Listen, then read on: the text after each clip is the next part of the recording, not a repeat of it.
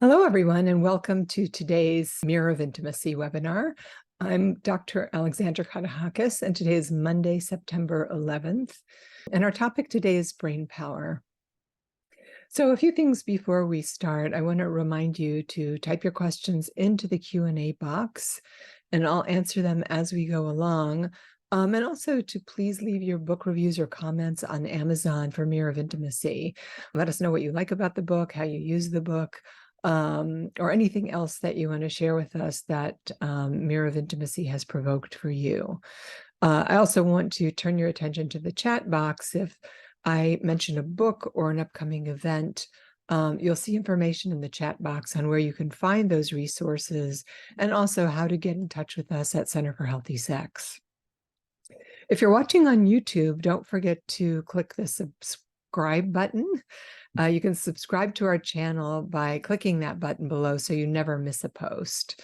And you can also keep up with us on what we're doing by following me on Instagram at Alex Katehakis or at Center for Healthy Sex. So as always, I will start with our quote for today, and it is from Marvin Dunnett, who writes, "The hypothalamus is one of the most important parts of the brain, involved in many kinds of motivation, among other functions. The hypothalamus controls the 4 F's: fighting, fleeing, feeding, and mating." So this is a major nerve ganglion in the brain going down into the body. And we think about the hypothalamus when we think about memory, or cravings for food sometimes, or whether we get enough sleep, etc. But in this case, we're talking about brain power and the power of our brains, and how much of our brains we actually use and what we don't use. And so when we think about brain power in relation to sex, I think it's an interesting exploration, certainly. So we've all heard the phrase, use it or lose it. And I don't think it could be more accurate regarding both our brains and our genitals. And increasingly, the research is showing us is what starts to create certainly dementia in people over time is when they become socially isolated. And when we're socially isolated, we're not using the social organ in the body, which is the brain. And we need lots and lots of stimulation in order to have good brain power. I read something recently that our brain uses about 25% of the food that we take in every day. It's a very big and voracious organ. It needs a lot of attention. It needs lots of calories. It needs lots of communication with other people. It needs stimulation. It needs a lot of oxygen also. So we're constantly taking care of our brains, whether we're consciously thinking about it or not. And I want us to all consciously think about that today, because normally we don't. We just take for granted that we have a brain, we have a mind, and that it's generally working okay at any given time. But when I think about using it or losing it, as I said, the hypothalamus is a major connector between the brain and the body, and it motivates us into all kinds of actions, including sex. So for this reason, we often refer to the brain as the biggest sex organ in the body. So how do we exercise the brain towards sexuality? And one of the things people get in trouble with when it comes to pornography, for example, is that they are exercising the brain and training it in the direction of internet pornography over and over and over again when it's problematic, not when it's sort of average usage, whatever average usage would be to you or somebody else. But when we keep honing these pathways in the brain, when we keep training the brain, we're in a rehearsal process. It would be like if you were rehearsing lines for a play, or something you had to memorize. You were learning a new language. You'd have to be exercising the memorizing part of the brain, the short-term memory, over and over and over again. And that's often what people do that have problems with online pornography. So when we think about how can we use the brain towards having a healthy sex life, that is a different kind of question. So, for example, when we see an image of a person or a person that excites our mental sexual template, signals go through the hypothalamus down to the genitals. So it's excitatory, and it's not just that simple. Our whole autonomic nervous system gets activated too. The sympathetic nervous system is activated. A whole host of neural chemicals start flooding through our bodies. We feel aroused. Our heart beats, our palms sweat. We might have butterflies in our stomach. There's a lot of excitation in the system, which is necessary for sexual arousal. And well after we've taken in that data, even seconds, even minutes pass before the genitals can be aroused. So you see, the brain gets aroused long before the body does. And that's why we can also fall prey to problems like sex and love addiction, because the idea of the person, the fantasy of the person, the plans we're making, the thinking about it gets very exciting. But then when we see the person or we get to the place, it's not as exciting as we imagined it would be. And so we get what we call right-sized, or we're more in reality. So these are very real things to just think about as we're having this conversation today. What is genuinely arousing to me is the question. And I don't mean just in my mind or in my fantasy, but when I am in actual relationship with another person, what are the things that really turn me on, if you will? And I would point you in the direction of my workbook, What Turns You On, to do a deeper dive on that question. And you'll find that URL in the chat box also. So exercising discretion about which and how many images we take in and what sexual situations we enter into means we're using our brain power rather than being run by our genital power. And with good brain power or impulse control, you can enjoy beauty and sensuality all day long without overtaxing or abusing your brain and body. And so I often talk to people about whether or not they own their sexuality or their sexuality owns them. And that is the point of that previous statement there. Do you own your sexuality, or does it owning you? So having discretion, thinking about how many images you take in, and what sexual situations you get yourself into means that you're stopping, you're pausing, you're being more deliberate, you are thinking about what it is that you really want, not just what you are impulsively, quote, wanting, but you're being much more intentional about it also. And then with that brain power, you're really controlling your impulsiveness. And that's what we're looking for, because when you are controlling your impulsiveness, you're more apt to languish in beauty, in sensuality, and really paying attention to your surroundings or what a person is saying or how they present themselves. You know, they may look great online and you might have a great online chat with them, but then when you get into their presence, does the sound of their voice annoy you?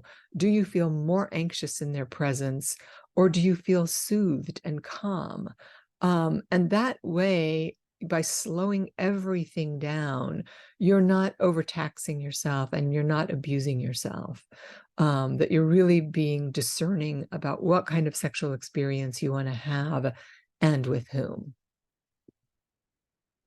So while letting endless sexual images of all types kind of run rampant in our minds, that can create sexual problems because we deprive ourselves of sexual energy and actual attraction to another person, which can create another kind of sexual problem.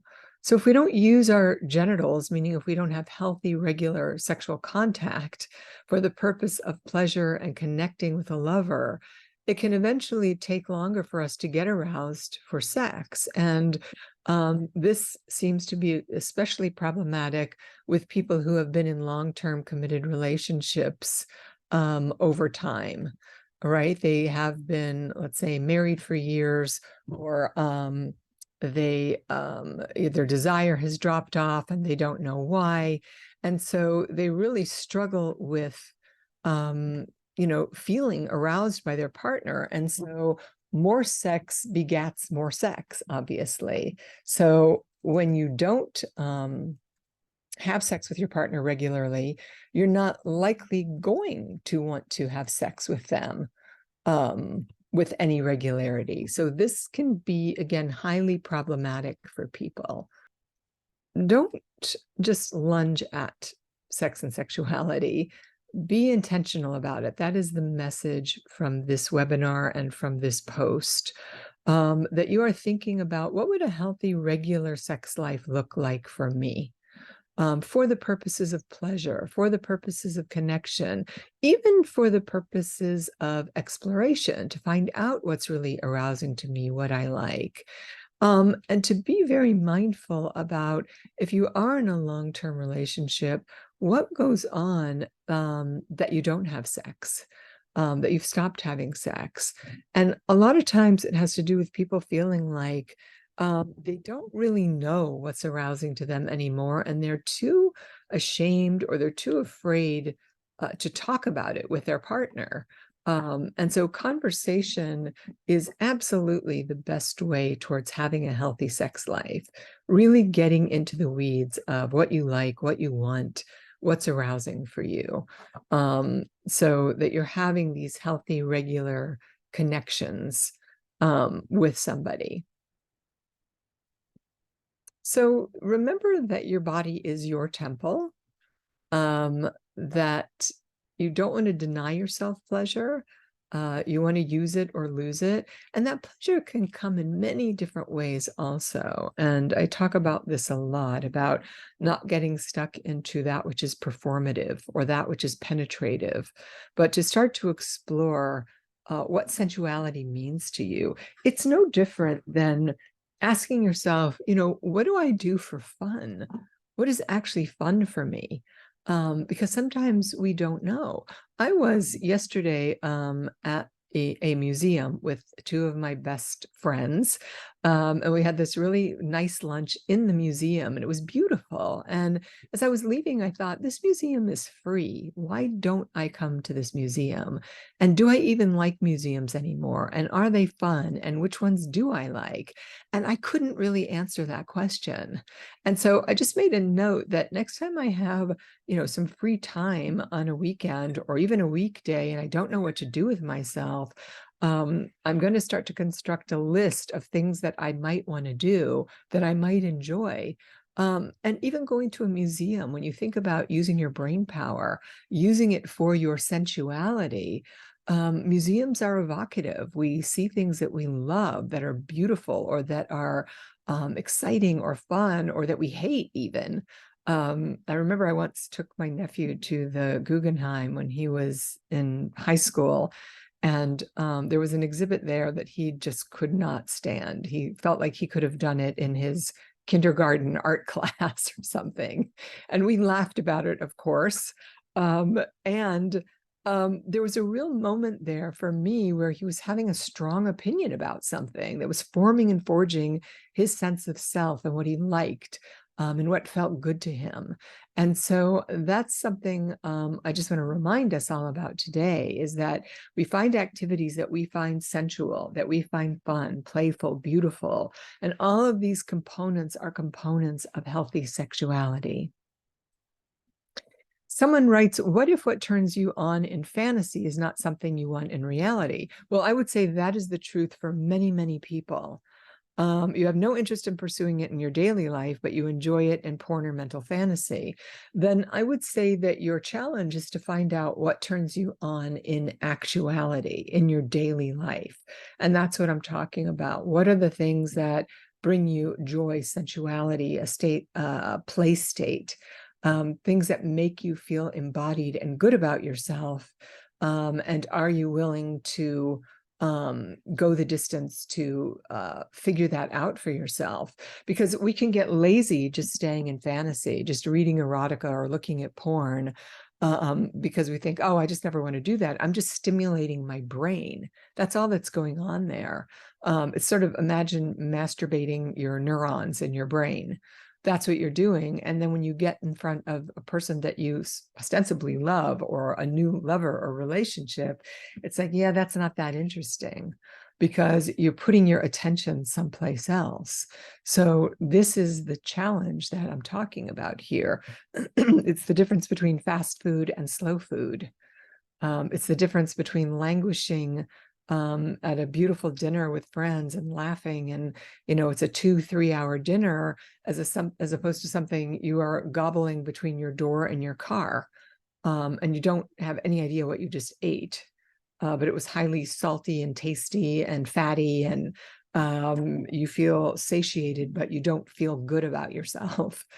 So this is the calling, this is the challenge, to use your brain, to use your higher cortical functions, to examine closely, what really do I like sexually? What would feel exciting to me with a partner, not something that I just live in my head about.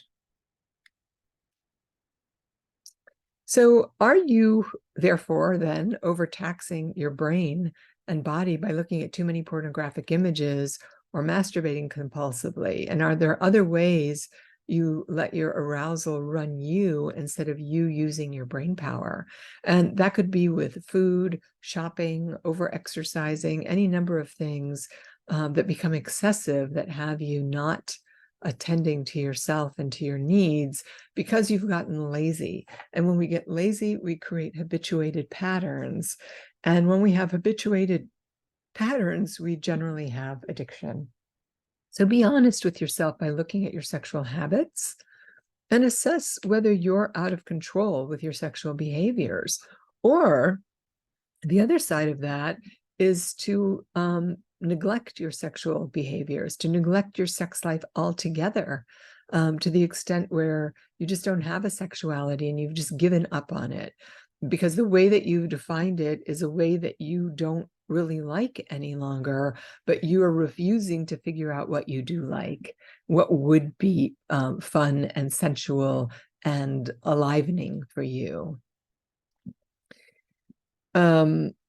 I'm going to take a quick look at a question here in the Q&A box.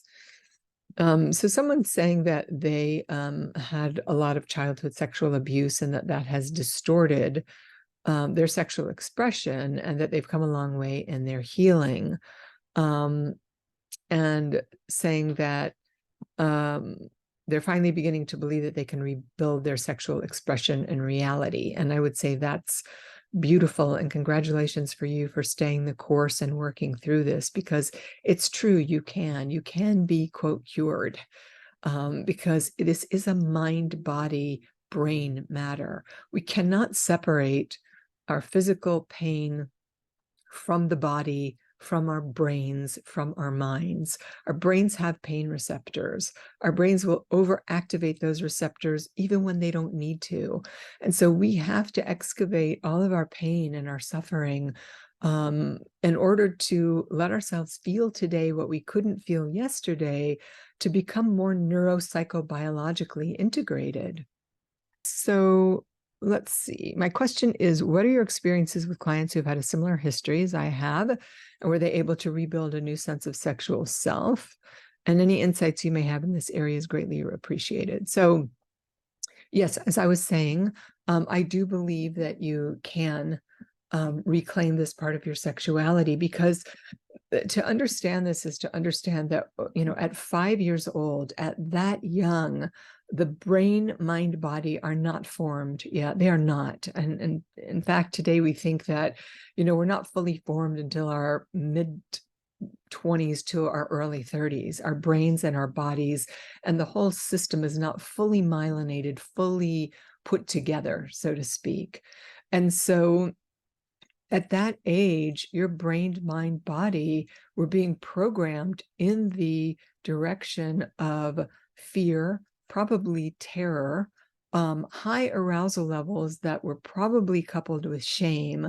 And so that is all getting fused and woven together, and you've had to unwind all of that.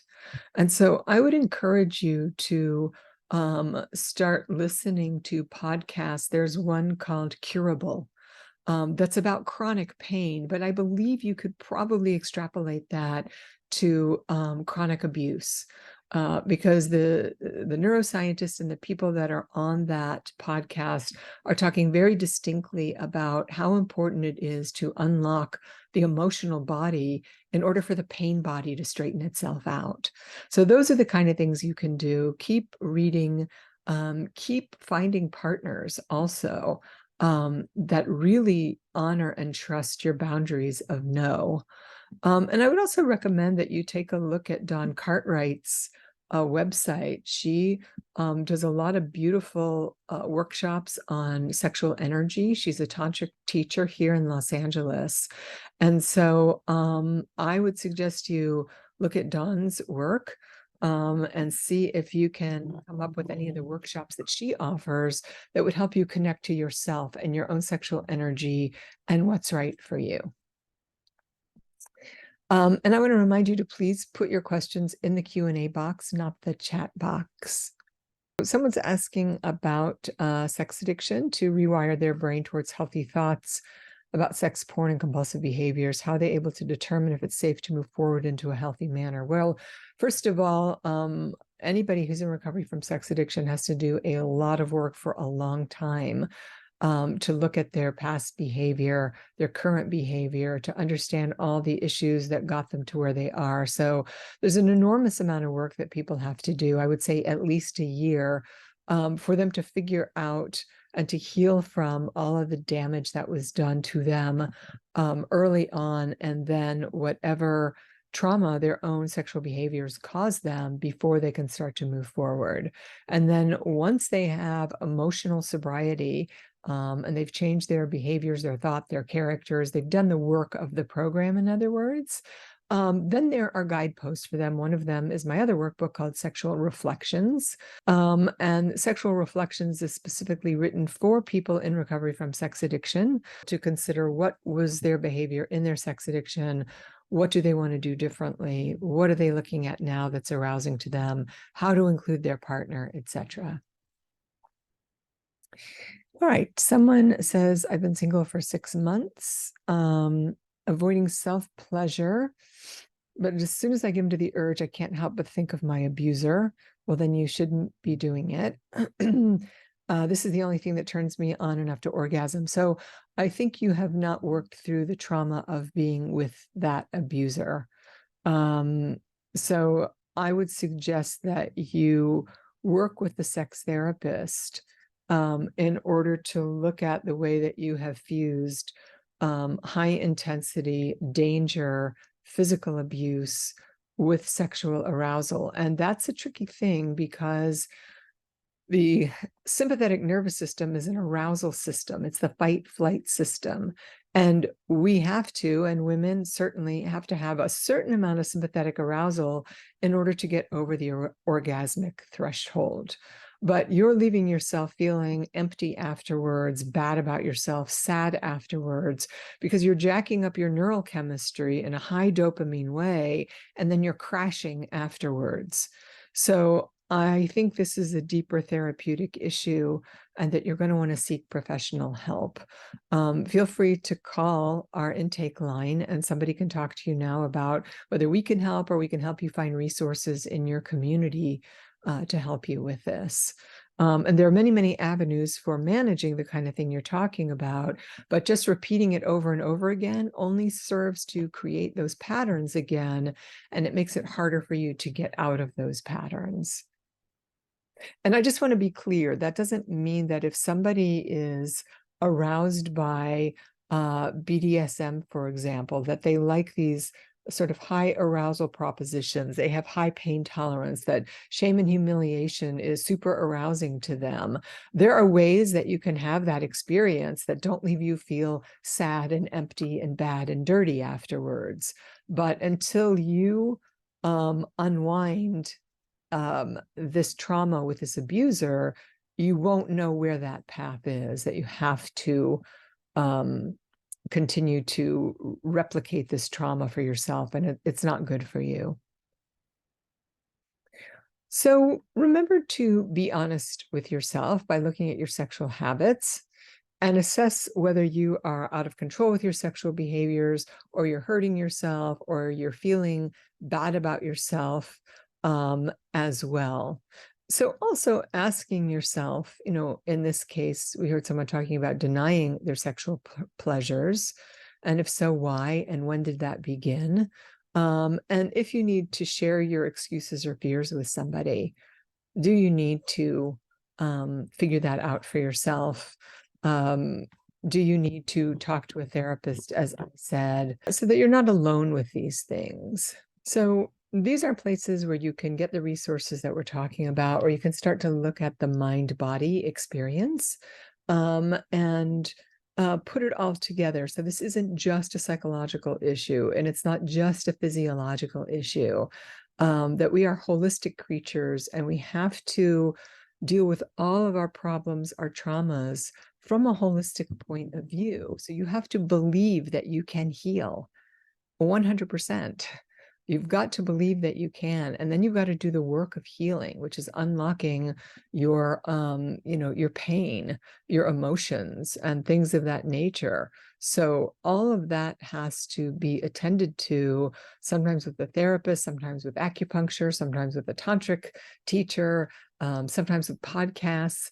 I would encourage you to trust your intuition and to find the resources. There are so many out there, so that you're not hurting yourself with sex impulsively, nor are you denying yourself pleasure because your trauma comes forward all the time. You really want to start to have the conversation by tuning into webinars like this, and putting together as many resources for yourself as you can, because that is what real self-care is. It isn't just taking a hot bath or going for a walk. It's all of those things, having conversations with friends, finding all the little pieces that help you start to become more neurally integrated, so that you're in your body and you love your body and you love being in it. You don't dread it. So that you don't dissociate, so you can laugh and have fun and play. So sex isn't just about one thing over and over and over again. That sensuality can be laughing with your girlfriends, or connecting with your guy friends if you're male, and doing something that feels soulful or meaningful for you with them. It's all of it. One person now writes here, I've been healing from betrayal trauma and a failed marriage for 2 years. I've not had sex in this time. I don't think I'm ready for a relationship yet, but I don't want to lose my sexuality. What can I do? Well, I think first you have to ask yourself, where are you blocked sexually? Are you afraid sexually? What kind of sexual contact or touch do you need? And then how do you go about finding somebody who you can have that experience with? And it doesn't mean you have to get into a relationship. There's nothing wrong with having casual sex with someone that you feel safe enough with, that you trust, that's not going to replicate your trauma. And that, of course, requires that you have a lot of conversations with that person about what you do and don't like and what you're looking for, and that you feel some kind of chemistry or connection with them. Before you start with a partner, you can also start with your own self-pleasure. And maybe that means looking around at different sites for different kind of sex toys, or finding books that help you align with your sexuality, that are written by women for women, or understanding better your own anatomy and physiology. So take a look around, cruise around on Amazon, look for books, look for workshops. The workshop that I was talking about, Dawn's workshop on healing your sexual energy, might be a really good workshop for you, because it's all about doing the work with yourself for yourself. So thank you for asking that question. These are challenging transitions to make, especially when we've been hurt by sex, and people have tampered with our sexualities in ways that weren't consensual.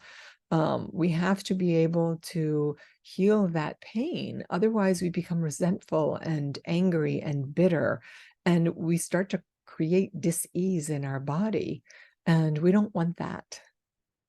How do I discover my own sexuality after 30 years of unhealthy sexual relationship? Not Okay, so I think then you have to consider whether you want to stay in a relationship that has been unhealthy for that long, and ask yourself why you have stayed in an unhealthy relationship that long. And then you have to go on your own sojourn with that. You have to decide that you're going to do things that help you start to feel sexy, beautiful, alive, sensual, and follow a lot of the recommendations that I've been discussing in terms of resources. Someone else here writes, I've struggled with my sexual orientation. I'm a man married to a woman, but my fantasy life has been drawn to having sex with men. Watching gay porn allows me to explore these feelings and urges, but it also feels like a dead end because I don't intend to be faithful to my wife. I tend to swing between suppressing these desires and overindulging in them. Well, my advice is that you talk to a therapist about this, because these are complicated matters and not anything I can, quote, give you advice about. That really puts you between a rock and a hard place, so to speak. And you've got to figure out who you are sexually, what you want sexually, what has meaning to you, what's arousing to you, what you're willing to live with, not live with. So I have many more questions than I have advice or answers for you. I would suggest that you begin a quest for answering this question yourself. And that is the definition of that word, quest. And we should all be on a quest every day, all of the time, to ask ourselves, what is it that I want sexually? What makes me happy? What is fun for me? What turns me on sexually? What are my excuses? What are my fears? Who am I going to talk to about these things? And how can I keep digging in deeper into these areas so that I can learn more about myself? Because we think we know ourselves, but it turns out we don't really. We don't really know ourselves deeply, because we're changing all the time. And that's the other thing that sort of is confounding, is that we know we're changing all the time, but the changes can be so imperceptible that we don't realize how much we have changed and how much our bodies have changed, until something jarring comes along. And then we realize, oh, wow, I'm much older, or I don't look like that anymore, or something along those lines. And there can be a lot of grief and loss that's tied into these questions that we are posing and talking about. And oftentimes that's the first step to healing and getting better, is to grieving the loss of time, the loss of our youth, the loss of our body, the loss of our sexuality. So I would suggest that we begin with really taking stock of this question of, where am I today? And how did I get here?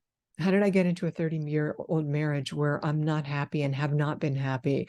Or how did I get into a relationship where I'm really sexually, erotically oriented towards men, but I love this woman? And what am I going to do now to unwind that? Because my tactics of putting a Band-Aid over it don't work. They don't work. And I can't stop looking at porn by myself. I actually need help. So these are all questions for us to put into practice, and to ask ourselves every single day. And someone asked, what are some common ways that you've seen religious trauma impact people's relationships with their bodies and views of sex? Well, that is a very big question also, but religious trauma is often based in shame and tactics of shame, that your body's dirty, that you shouldn't touch yourself, that it's against God, that you will go to hell, that you should not consider any part of the pleasure centers of your body as being holy or godly. And so that shame is as abusive as literal sexual abuses or beating or emotional abuse, because shame lives in the body. It lives in the gut, and it doesn't distinguish what kind of abuse in the body. It's just abuse. And so that shame will have women having pelvic pain problems where they have difficulty with penetration. That condition is called vaginismus. They may have other pelvic pain disorders like dyspareunia or vulvodynia. All of that requires that people seek pelvic floor specialist therapy. For many males, they may have difficulty getting erections in a way with sex that is perfectly connected or relational, and instead they'll go to the most shame-based kind of experiences, pornography they can find, because sex is dirty, bad, wrong, disgusting. So they will go do things that make themselves feel that way. It's the shadow side of sex, and then hate themselves for it afterwards, because they can't have sex, so to speak, in the light of day, with connecting with another human being and exploring the body and sex and sexuality, because it's too shameful. So people that have religious abuse are going to need therapy in the same ways that somebody had sexual abuse or was abused in an abusive relationship, in a domestically violent relationship, which often has sexual undertones to it also. So that was a good question, Christine. Thank you. So when these questions get deep and the problems are deep and they're intractable, I would always recommend that you seek professional help. So I want to leave us, I think, on a more positive note. Since this is a day of tragedy, I don't want that to go unnoticed, that today is September 11th. It's a day of deep trauma and tragedy in our country. And we have reconstituted, as people and organisms always do when there's pain and loss and grief. So think of the ways, one way today, that you can use your brain power to focus on that which is sensual and beautiful, that one thing that makes you feel joy or happiness. And it might be listening to a song, or buying yourself one sunflower today, or dancing alone in your apartment or house, or saying hello to a neighbor or a friend. But find that one thing that has you using your brain power to get out of a moment of depression or sadness, or out of the trauma, and bring some sensuality and sexuality and life into your life today, a ray of sunshine, so that you're using that big prefrontal cortex to point your life in the direction that you want to go in.